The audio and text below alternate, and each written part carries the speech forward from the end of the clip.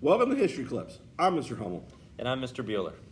And in History Clips, we take pop culture, memes, and videos to explain world historical events. And this week, what we're talking about is World War II. Specifically, Part 2 of World War II, the war in Europe and Africa. Now, what's going to cause World War II to finally erupt is it goes back to our last video when we were talking about how Hitler is a spoiled child where he's just asking for whatever he wants, and Britain and France let him take it. He asked for Austria, they let him take it back. He wants parts of Czechoslovakia, they let him take it. That finally stops when he says, I want Poland. And when he invades Poland, Britain and France finally grow a backbone and say, no more, we declare war. And I could really do with a potty break. Would you mind keeping an eye on things? Sure thing. What are you doing? I'm watching. We don't even know what we're watching for. Maybe we should split up the workload. You watch the one with the big red eye, and I watch the one with the ringy thingies. Like a team.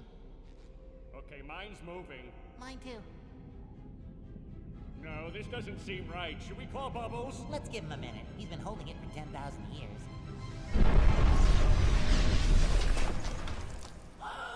I'm pretty sure that wasn't supposed to happen. After Hitler invades Poland and Germany takes it in just a matter of weeks, half of it goes to Germany, half of it goes to Russia. Hitler realized he needs to build his army up. France has the largest army on paper. It looks strong. However, they've really not regained their strength from World War I, and they're going to fall quickly to Germany's plans of attacking through Belgium.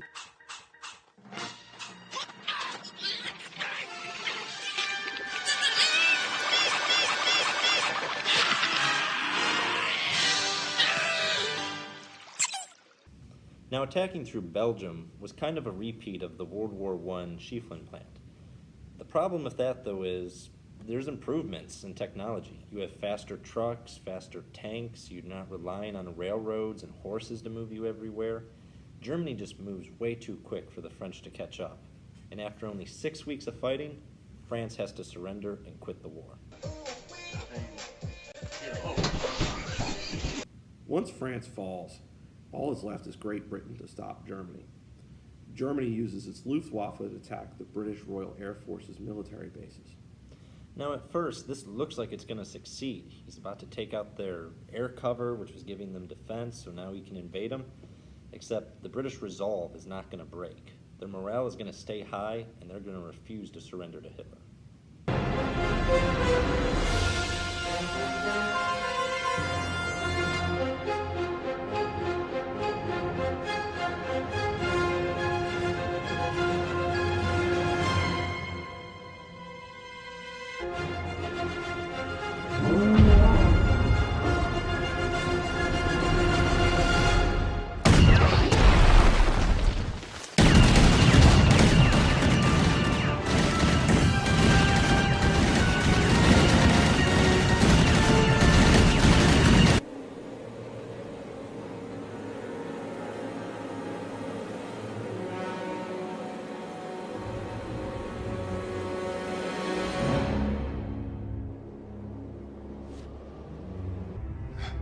That was the only good scene in such a bad movie.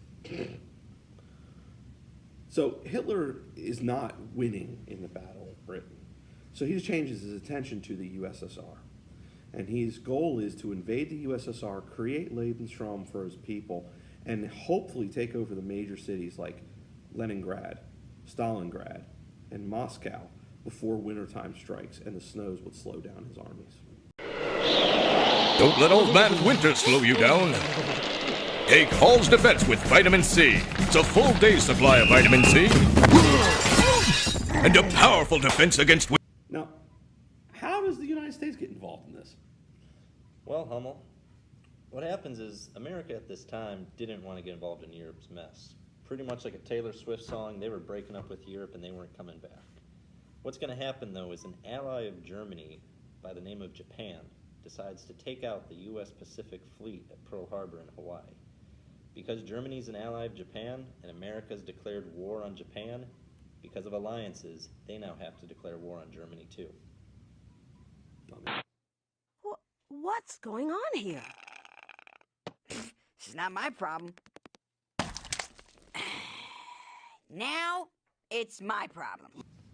In the European theater of World War II, there are two major turning points. The first one is the Battle of Stalingrad. In this, Hitler has to make a decision before winter strikes. Does he attack Stalingrad, Moscow, or Leningrad?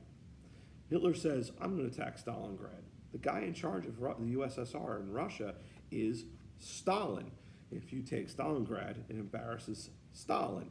And plus, Stalingrad has a lot of really rich oil fields around it in the Caucasus Mountain region, and Hitler needs oil for his tanks and vehicles.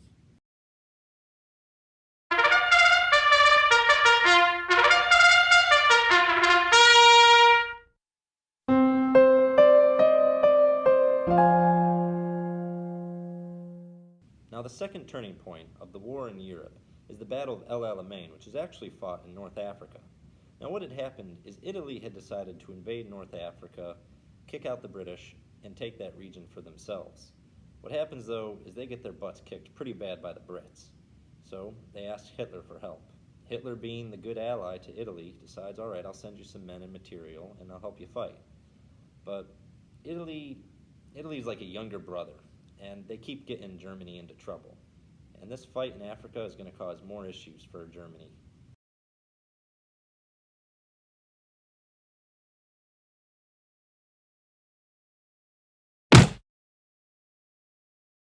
Well,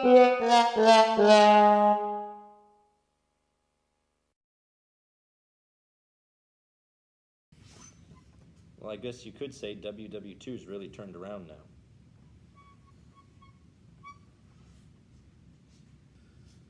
So after the Germans lose at Stalingrad, the Germans are slowly getting pushed back through Russia again, back to Germany.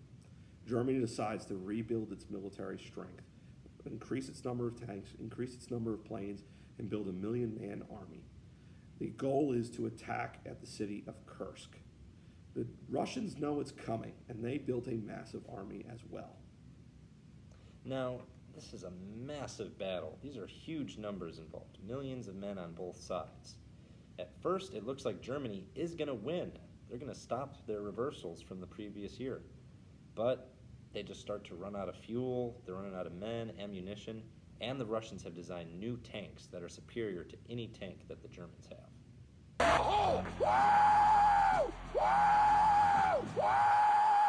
You sound like a big choo-choo train.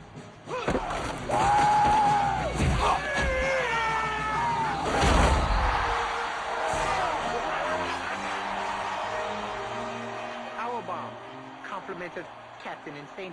After the Battle of Kursk, the Germans cannot rebuild another army to make another offensive attack like they did. And it's going to slowly take the Russians are going to just push the Germans back until they reach Berlin in April 1945. Coach ain't here to protect it now, is he?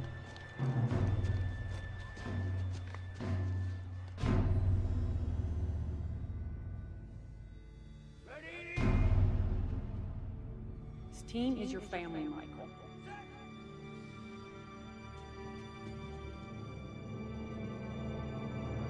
Go!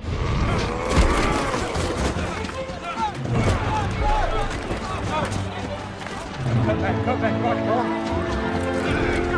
Let's go home!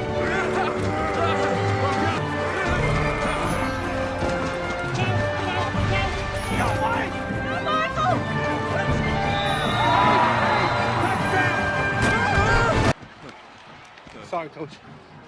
I stopped when I heard the whistle. Where were you taking him, Mike? To the bus. It was time for him to go home. Out of Fort Michael. Now, the western part of the war in Europe had two major fronts.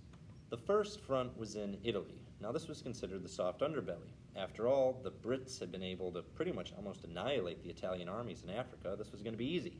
But the problem is, the land, it's very hilly, it's very rugged.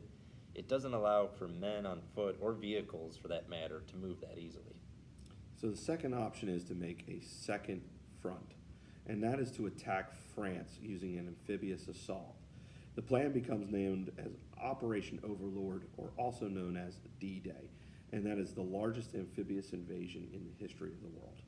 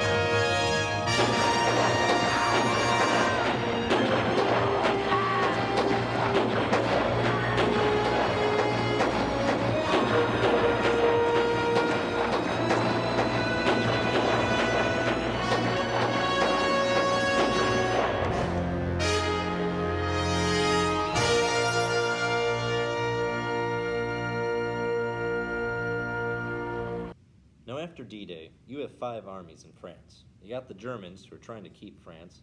Then you also got the Americans, the British, the Canadian, and the Free French forces who joined together to take out Germany. Now, at first, they get bogged down in the hedgerows of France. These are massive hedges, sometimes 20, 30 feet tall, very thick. Even a tank couldn't drive through it. But with Operation Cobra, they managed to break out of that, and they're slowly pushing the Germans more and more out of France, and even towards Germany itself. The Germans have to make a counterattack to slow the Allied advance. This counterattack becomes known as the Battle of the Bulge. The Germans attack around Christmas time of 1944, and it goes into January of 1945. This attack was doomed to fail to begin with. The Germans didn't have the oil supplies, and it was just a complete and utter mess.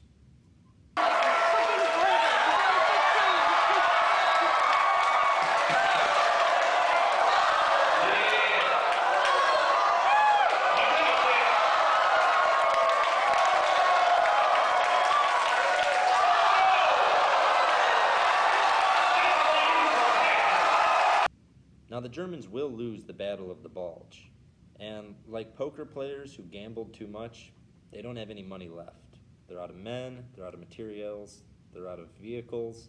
All they can really do is defend against the inevitable, which is the oncoming tide of Allied forces from both the side of France moving towards Berlin and from the east with the Soviets both racing towards Berlin.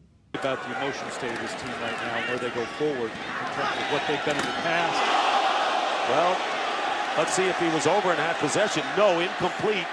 Kerry Rhodes breaks it up, and Bolden shaken up on the play. Throwing the ball where he doesn't take these kind of shots, but this is hard to avoid here.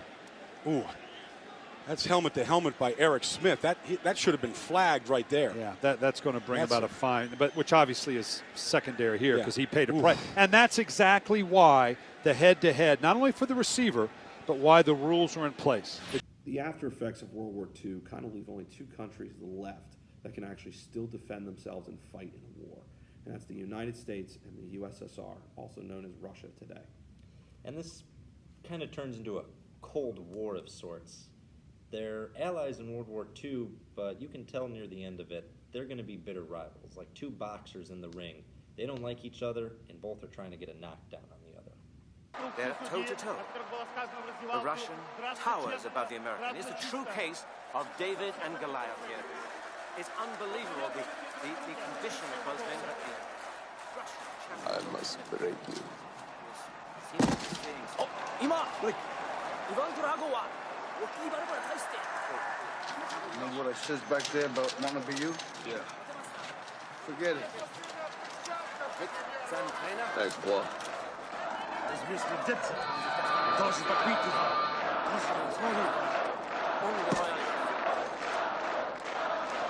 it straight to him now. Take it straight to him and be a rock for him. You understand? Be a rock for him. Be strong. All right? Now take it to him. No pain. No pain. No pain. No pain. All right, walk to it. There's the bell for the opening round, and Rocky Balboa comes out to the center of the ring. Got the Russian right back into Balboa's corner now.